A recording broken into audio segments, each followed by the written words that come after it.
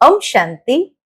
आज 31 मई 2024 के बाबा के अनमोल मधुर महावाक्य सुनेंगे। आज की मुरली में बाबा ने एक बहुत सूक्ष्म बात समझाई है।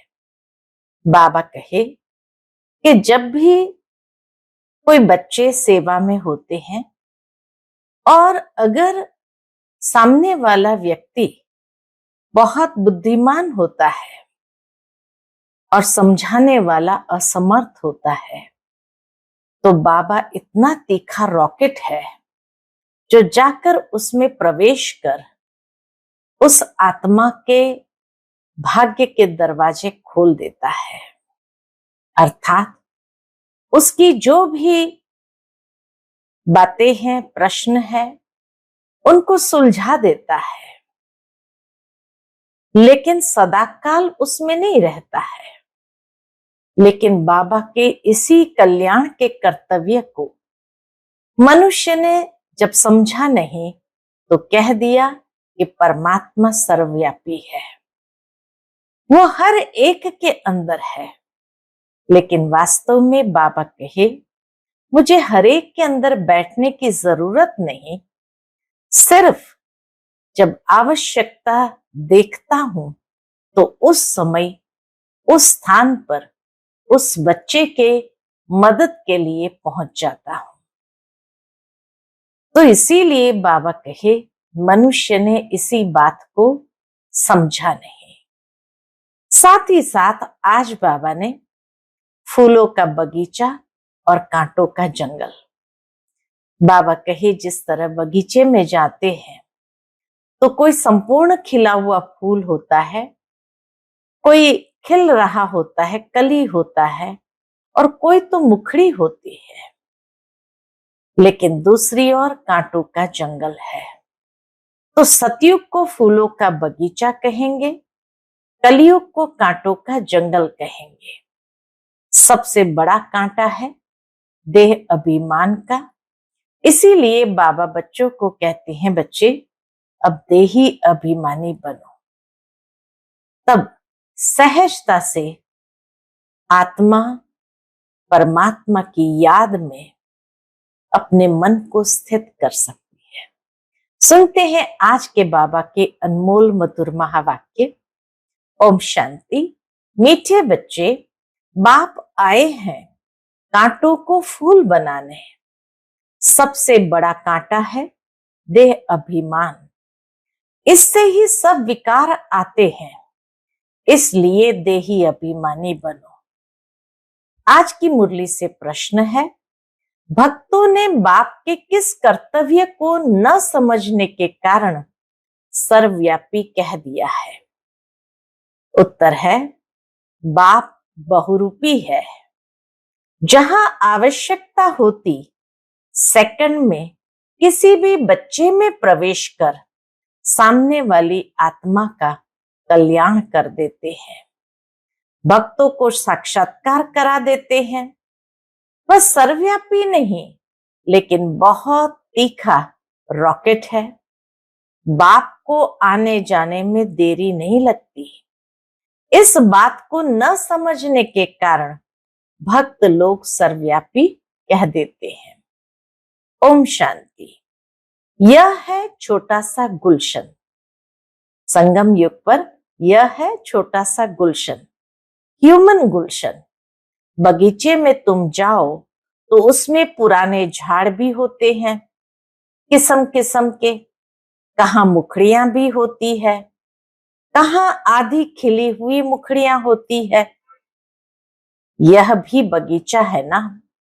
अब यह तो बच्चे जानते हैं, यहाँ आते हैं कांटों से फूल बनने। श्रीमत से हम कांटे से फूल बन रहे हैं। कांटे जंगल के हैं, फूल बगीचे में होते हैं। बगीचा है स्वर्ग, जंगल है नरक। बाप भी समझाते हैं, यह है पतित कांटों का जंगल और वह है फूलों का बगीचा। स्वर्ग है फूलों का बगीचा। फूलों का बगीचा था, वह अभी फिर कांटों का जंगल बना है। देह अभिमान है सबसे बड़ा कांटा। उसके बाद फिर सब विकार आते हैं। वहां तो तुम देही अभिमानी रहते हो, आत्मा में ज्ञान रहता है। अभी हमारी आयु पूरी होती है, अब हम ये पुराना शरीर छोड़ दूसरा जाकर लेंगे। साक्षात्कार होता है, हम गर्भ महल में जाकर विराजमान होंगे, फिर मुखड़ी बनकर मुखड़ी से फूल बनेंगे। यह आत्मा को ज्ञान है। सृष्टि चक्र कैसे फिरता है ये ज्ञान नहीं है। सतयुग में खाली आत्मा का थोड़ा सा ज्ञान है कि अब यह शरीर छोड़ दूसरा जाकर लेंगे। बाकी सृष्टि चक्र कैसे फिरता है यह ज्ञान नहीं है। सिर्फ यह ज्ञान रहता है कि यह शरीर पुराना है, इसको अब बदलना है। अंदर में खुशी रहती है। कलयुगी दुनिया की कोई भी रस्म, बाबा कहे कलयुगी दुनिया की कोई भी रस्म आदि वहां होती नहीं। यहां होती है लोक लाज कुल की मर्यादा। फर्क है ना। वहां की मर्यादा को सत्य मर्यादा कहा जाता है। सतयुग की मर्यादा सत्य मर्यादा है। यहां तो है असत्य मर्यादा। सृष्टि तो है ना, बाप आते ही है जबकि आसुरी संप्रदाय है। उसमें ही दैवी संप्रदाय की जब स्थापना हो जाती है तब विनाश होता है। तो जरूर आसुरी संप्रदाय है, उसमें ही दैवी गुण वाली संप्रदाय स्थापन हो रही है। यह भी समझाया है योग बल से तुम्हारे जन्म जन्मांतर के पाप नष्ट होते हैं। इस जन्म में भी जो पाप किए हैं वह भी बताने पड़े। योग बल से जन्म जन्मांतर के पाप नष्ट होते हैं, बाकी सत्यता से बाबा को बताने भी पड़े। उसमें भी खास है विकार की बात। याद में है बल। बाप है सर्वशक्तिमान। तुम जानते हो जो सर्व का बाप है उनके साथ योग लगाने से पाप भस्म होते हैं। यह लक्ष्मी नारायण सर्वशक्तिमान है ना। सारी सृष्टि पर इनका राज्य है। वह है ही नई दुनिया। हर चीज नई। अब तो जमीन ही कलराठी हो गई है। अभी तुम बच्चे नई दुनिया के मालिक बनते हो तो इतनी खुशी रहनी चाहिए। जो मालिक बनता है उनको तो कितनी खुशी रहनी चाहिए। जैसे स्टूडेंट वैसी खुशी भी जास्ती होगी। तुम्हारी यह है ऊंचते ऊंच यूनिवर्सिटी। ऊंचते ऊंच पढ़ाने वाला है। बच्चे पढ़ते भी है ऊंचते ऊंच बनने के लिए।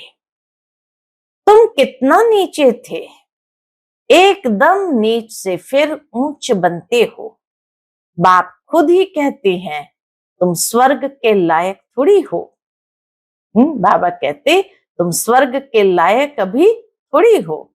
अपवित्र वहां जा न सके। नीचे हैं तब तो ऊंच देवताओं के आगे उन्हों की महिमा गाते हैं। मंदिरों में जाकर उन्हों की ऊंचाई और अपनी नीचता का वर्णन करते हैं। फिर कहते हैं रहम करो। तो हम भी ऐसे ऊंच बने। उन्हों के आगे माथा टेकते हैं। है तो वह भी मनुष्य, परंतु उनमें दैवी गुण है। मंदिरों में जाते हैं, उन्हों की पूजा करते हैं कि हम भी उन्हों जैसे बने। यह कोई को पता नहीं है कि उन्हों को ऐसा किसने बनाया। तुम बच्चों की बुद्धि में सारा ड्रामा बैठा हुआ है। कैसे इस दैवी झाड़ का सैपलिंग लगता है। बाप आते भी है संगम युग पर। यह पतित दुनिया है, इसलिए बाप को बुलाते हैं। हमको आकर पतित से पावन बनाओ। अभी तुम पावन होने के लिए पुरुषार्थ करते हो। बाकी सब हिसाब किताब चुकतू कर चले जाएंगे कहाँ? शांति धाम। मन मना भाव का मंत्र है मुख्य, जो तुमको बाप देते हैं। गुरु लोग तो ढेर के ढेर है, कितने मंत्र देते हैं। बाप का है ही एक मंत्र। बाप ने भारत में आकर मंत्र दिया था, जिससे तुम देवी देवता बने थे। भगवान वाच है ना। वह लोग भल श्लोक आदि कहते हैं, परंतु अर्थ कुछ भी नहीं समझते। तुम अर्थ समझा सकते हो। कुंभ के मेले में जाते हैं, वहां भी तुम सबको समझा सकते हो। यह है पतित दुनिया नरक।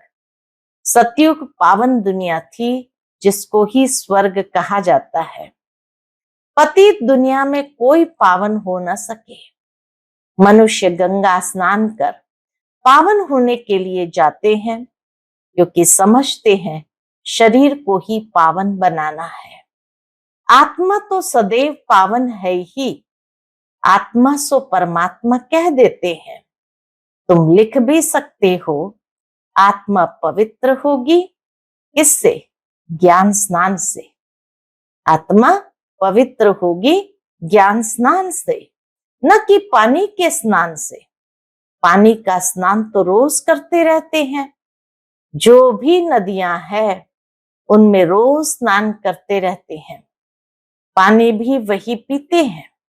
अब पानी से ही सब कुछ किया जाता है। बातें कितनी सहज है, परंतु किसकी भी बुद्धि में आती नहीं है। ज्ञान से ही सदगति होती है सेकंड में। फिर कहते हैं ज्ञान इतना अथाह है, जो सारा समुद्र स्याही बनाओ, जंगल को कलम बनाओ, धरती को कागज बनाओ, तो भी अंत नहीं हो सकता।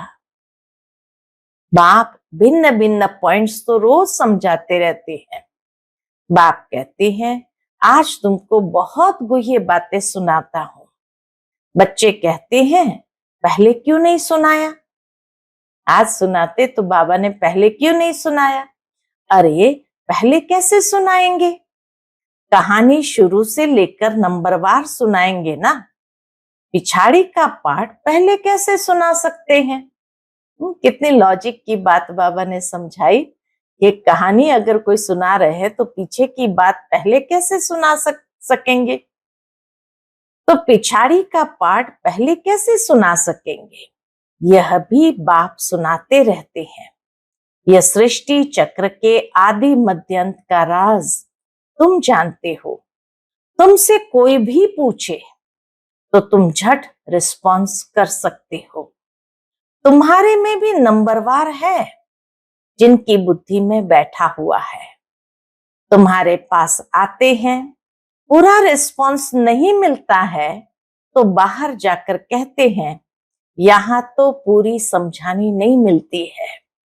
फालतू चित्र रखे हैं, इसलिए उन्हें समझाने वाले बड़े अच्छे चाहिए, नहीं तो वह भी पूरा समझते नहीं है। समझाने वाले भी पूरा नहीं, तो जैसे को तैसा मिला। बाबा कहे समझाने वाला भी पूरा नहीं, तो फिर जैसे को तैसा मिला। बाप कहते हैं कहां कहां हम देखते हैं। आदमी बड़ा समझदार है, बच्चे इतने श्रूर यानी होशियार नहीं है, तो फिर हम ही उनमें प्रवेश कर मदद कर लेते हैं। क्योंकि बाप तो है बहुत छोटा रॉकेट, आने जाने में देरी नहीं लगती है। उन्होंने फिर बहुरूपी व सर्वव्यापी की बात उठा ली है। यह तो बाप तुम बच्चों को बैठ समझाते हैं। कोई कोई आदमी अच्छे होते हैं, तो उन्हों को समझाने वाले भी ऐसे चाहिए। आजकल तो कोई छोटेपन से भी शास्त्र कंठ कर लेते हैं, क्योंकि आत्मा संस्कार ले आती है। कहां भी जन्म ले, फिर वहां वेद शास्त्र आदि पढ़ने लग पड़ेंगे। अंत मते सो गति होती है ना। आत्मा संस्कार ले जाती है ना। अभी तुम बच्चे समझते हो, आखिर वह दिन आया आज। कौन सा दिन? जो स्वर्ग के द्वार सच सच खुलते हैं। आखिर वह दिन आया आज जो स्वर्ग के द्वार सच सच खुलते हैं। नई दुनिया की स्थापना, पुरानी दुनिया का विनाश होना है। मनुष्य को तो यह भी पता नहीं कि स्वर्ग नई दुनिया में होता है। तुम बच्चे ही जानते हो, हम सच्ची सच्ची सत्यनारायण की कथा व अमरनाथ की कथा सुन रहे हैं। है एक ही कथा, सुनाई भी एक ने है, फिर उसके शास्त्र बनाए हैं, दृष्टांत सब तुम्हारे हैं, जो फिर भक्ति मार्ग में उठा लिए हैं। तो संगम पर बाप ही आकर सब बातें समझाते हैं। यह बड़ा भारी बेहद का खेल है। इसमें पहले है सतयुग त्रेता राम राज्य, फिर होता है रावण राज्य। ये ड्रामा बना हुआ है। इनको अनादि अविनाशी कहा जाता है। हम सब आत्माएं हैं। यह ज्ञान कोई को है नहीं जो तुमको बाप ने ज्ञान दिया है। जो भी आत्माएं हैं उन्हों का पार्ट ड्रामा में नोंदा हुआ है। जिस समय जिसका जो पार्ट होगा उसी समय आएंगे, वृद्धि को पाते रहेंगे। बच्चों के लिए मुख्य बात है कौन सी? बाबा कहे बच्चों के लिए मुख्य बात है पतित से पावन बनना। बुलाते भी है, हे पतित पावन आओ। बच्चे ही बुलाते हैं। बाप भी कहते हैं हमारे बच्चे काम चिता पर बैठ भस्म हो गए हैं। यह है यथार्थ बातें। आत्मा जो अकाल है उनका यह तख्त है, लोन लिया हुआ है। ब्रह्मा के लिए भी तुमसे पूछते हैं ये कौन है? बोलो देखो लिखा हुआ है भगवान वाच, मैं साधारण तन में आता हूं। गीता में ये लिखा हुआ है कि मैं साधारण तन में आता हूं। वह सजा हुआ श्री कृष्ण ही 84 जन्म ले साधारण बनता है। साधारण ही फिर वह श्री कृष्ण बनता है। नीचे तपस्या कर रहे हैं, जानते हैं हम यह बनने वाले हैं। त्रिमूर्ति तो बहुतों ने देखा है, परंतु उनका अर्थ भी चाहिए ना। स्थापना जो करते हैं फिर पालना भी वही करेंगे। स्थापना के समय का नाम रूप देश काल अलग, पालना का नाम रूप देश काल अलग है। यह बातें समझाने में तो बड़ी सहज है। यह नीचे तपस्या कर रहे हैं, झाड़ में नीचे तपस्या कर रहे हैं, फिर यह बनने वाले हैं। यही 84 जन्म ले यह बनते हैं। कितना सहज ज्ञान है सेकंड का। बुद्धि में यह ज्ञान है, हम यह देवता बनते हैं। 84 जन्म भी इन देवताओं को ही लेने हैं, और कोई लेते हैं क्या? नहीं। 84 का राज भी बच्चों को समझा दिया है। देवताएं ही है जो पहले पहले आते हैं। खिलौना होता है ना मछलियों का, मछली ऐसे नीचे आती है फिर ऊपर चढ़ती है, वह भी जैसे सीढ़ी है। ब्रह्मरी कछुए आदि के भी जो मिसाल दिए जाते हैं वह सब इस समय के हैं। ब्रह्मरी में भी देखो कितना अकल है। मनुष्य अपने को बहुत अक्लमंद समझते हैं, परंतु बाप कहते ब्रह्मरी जितना भी अकल नहीं है। सर्प पुरानी खाल छोड़कर नई ले लेते हैं। बच्चों को कितना समझदार बनाया जाता है। एक एक उदाहरण देते हुए बाबा हम बच्चों को कितना समझदार बनाते हैं। समझदार और लायक, खाली समझदार नहीं बनाते लेकिन लायक भी बनाते हैं। तो बाबा कहे समझदार और लायक। आत्मा अपवित्र होने के कारण लायक नहीं है। तो उनको पवित्र बनाए लायक बनाया जाता है। वह है ही लायक दुनिया। यह तो एक बाप का ही काम है जो इस सारी सृष्टि को हेल से हेवन बनाते हैं। हेवन क्या होता है यह मनुष्य को पता नहीं है। हेवन कहा जाता है देवी देवताओं की राजधानी को। सतयुग में है देवी देवताओं का राज्य। तुम समझते हो सतयुग नई दुनिया में हम ही राज्य भाग्य करते थे। 84 जन्म भी हमने ही लिया होगा। 84 जन्म भी हमने ही लिया होगा। कितने बार राज्य लिया है और फिर गंवाया है यह भी तुम जानते हो। राम मत से तुमने राज्य लिया है, रावण मत से राज्य गंवाया है। अभी फिर ऊपर चढ़ने के लिए तुमको राम मत मिलती है, गिरने लिए नहीं मिलती है। समझाते तो बहुत अच्छी तरह से हैं बाबा, समझाते तो बहुत अच्छी तरह से हैं, परंतु भक्ति मार्ग की बुद्धि बड़ी मुश्किल चेंज होती है। भक्ति मार्ग का शो बहुत है। वह है दुबन दलदल, एकदम गले तक उसमें डूब पड़ते हैं। जब सभी का अंत होता है तब मैं आता हूं, सभी को ज्ञान से पार ले जाता हूं। मैं आकर इन बच्चों द्वारा कार्य कराता हूं। बाबा आकर हम बच्चों द्वारा सारा कार्य कराते हैं। बाबा के साथ सर्विस करने वाले तुम ब्राह्मण ही हो, जिनको खुदाई खिदमतगार कहा जाता है। यह सबसे अच्छे ते अच्छी खिदमत है। बच्चों को श्रीमत मिलती है, ऐसे ऐसे करो, फिर उनसे छांट कर निकलेंगे। बच्चे करते जाते, फिर उनमें से छांट कर निकलेंगे। यह भी नई बात नहीं है। कल्प पहले भी जितने देवी देवता निकले थे वही निकलेंगे। ड्रामा में नूंद है, तुमको सिर्फ पैगाम पहुंचाना है बहुत सहज।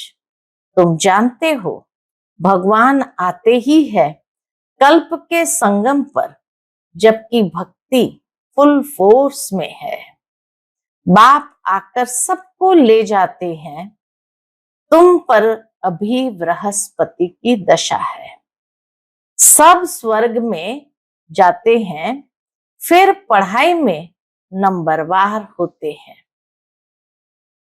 बाबा कहे बृहस्पति की दशा तो है, सब स्वर्ग में भी जाते हैं, फिर पढ़ाई में नंबरवार होते हैं।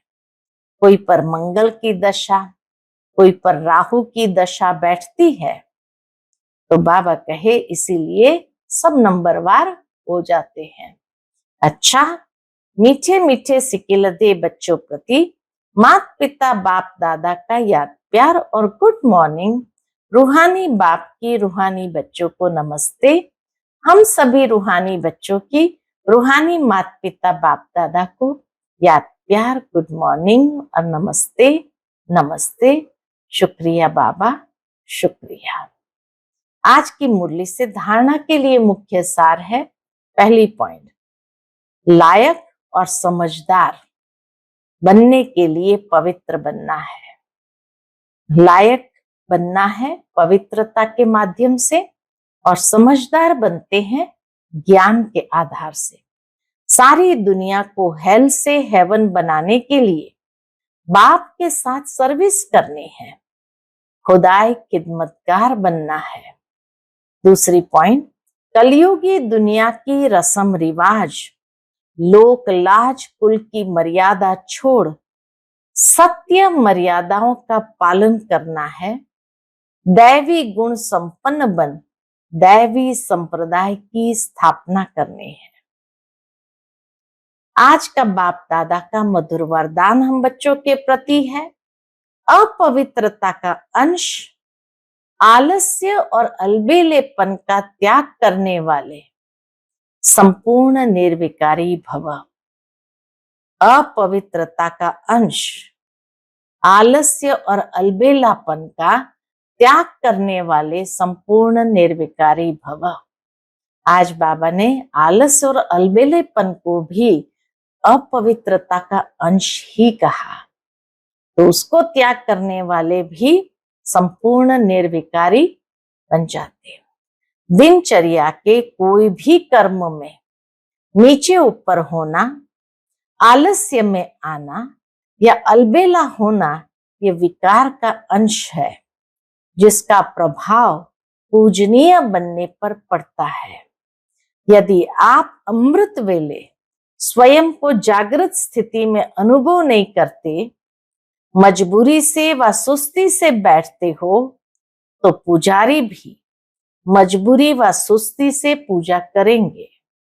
तो आलस्य व अलबेलापन का भी त्याग कर दो, तब संपूर्ण निर्विकारी बन सकेंगे।